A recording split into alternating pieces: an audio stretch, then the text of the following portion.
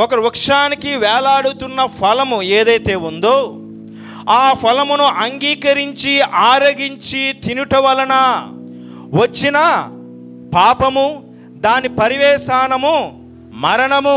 దేవుడు అంటారు, ఇదిగో మీరు ఈ యొక్క తోటలో ఉన్న వృక్షములన్నీ ఫలములు తినండి, కానీ ఈ మంచి చెడులు తెలియపరిచే ఫలములు తినకండి అన్నాడు. పాపము దేని వల్ల ప్రారంభమైంది? ఒక వృక్షము, దానికి వేలాడుతున్న ఒక ఫలము.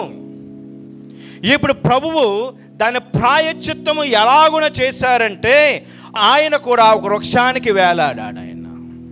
ఆయన ఒక మ్రానికి వేలాడి, ఆ వేలాడుతున్న ఆ ప్రభువుని మనము అంగీకరించి ఆయనను ఆరగించినట్టయితే శాప విముక్తులు మనము అవుతున్నాము, మరణ విముక్తులు మనము అవుతున్నాము. ఇప్పుడు ఎక్కడ సమస్య ప్రారంభమైందో అక్కడే సమస్యనైనా ముగించాడు.